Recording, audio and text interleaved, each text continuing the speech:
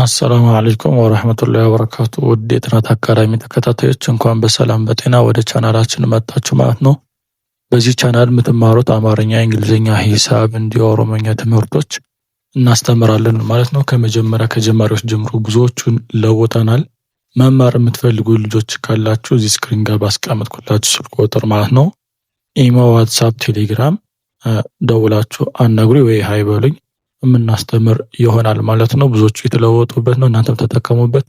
ለዚህ ዩቲዩብ አዲስ ከሆናችሁ ላይክ፣ ሰብስክራይብ አድርጉ። በየቀኑ የምለቃቸው ቪዲዮዎች ለእናንተ ይደርሳሉ ማለት ነው። እንዲሁም እናንተ አይታችሁም ዝም አትበሉ። ለጓደኞቻችሁ እንደዚህ ትምህርት እንዳለ ለማያውቁ ሰዎች በሙሉ ይህን ቪዲዮ ሸር አድርጉላቸው፣ እነሱም ይጠቀሙበት ማለት ነው።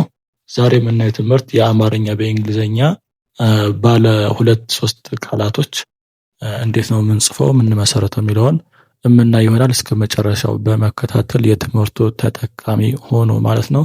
ቀጥታ ወደ ትምህርቱ ምገባ ይሆናል። እስከ መጨረሻው ድረስ አብራችሁ ይቆዩ። እሺ፣ እዚህ ጋር ስንመጣ ሰፈር መቀየር፣ ሰፈር መቀየር። ቀስ እያማነብላችሁ አማርኛ ማወቅ የሚፈልጉት እንዲገባቸው ነው። ሰፈር መቀየር ብለን ስንጽፍ ሰፈር የሚለውን እንየው። ሰ ለሚለው ኤስኢ፣ ፈ ለሚለው ኤፍኢ የመጀመሪያ ፊደል ስለሆነ ኢ ነው አናባቢያቸው። ር ሰፈር፣ ር ለሚለው ደግሞ አር። ስለዚህ ሰፈር የሚለው እንደዚህ ይጻፋል። መቀየር ብለን ስንጽፍ ደግሞ መ ለሚለው ኤምኢ፣ ቀ ለሚለው ኪውኢ፣ የ ለሚለው ዋይኢ። ሶስት መም ቀም የም የመጀመሪያ ፊደል ስለሆነ አናባቢያቸው ኢ ነው የሚሆነው። ር ለሚለው ደግሞ አር። ስለዚህ ሰፈር መቀየር ብለን ስንጽፍ ኤስኢ ኤፍኢ አር ሰፈር፣ ኤምኢ ኪውኢ ዋይኢ አር ደግሞ መቀየር፣ ሰፈር መቀየር እንደዚህ ይጻፋል ማለት ነው።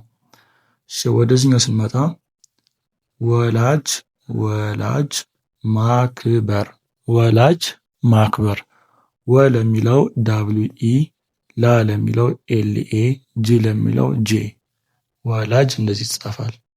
ማክበር ለሚለው ደግሞ ማ ለሚለው ኤምኤ፣ ክ ለሚለው 6ኛ ፊደል ነው ኬ ብቻ፣ በ ለሚለው ቢኢ፣ ር ለሚለው አር።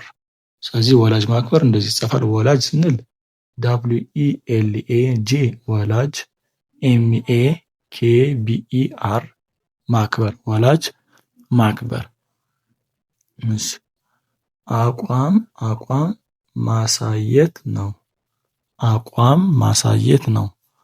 አ ለሚለው ኤ፣ ቋ ለሚለው ኬዩኤ፣ ም ለሚለው ኤም። አቋም ሲጻፍ እንደዚህ ነው። ማሳየት ለሚለው ደግሞ ማ ለሚለው ኤምኤ፣ ሳ ለሚለው ኤስኤ፣ የ ለሚለው ዋይኢ፣ ት ለሚለው ቲ ማሳየት ነው ስንል ደግሞ ነ ለሚለው ኤንኢ፣ ው ለሚለው ዳብሊው።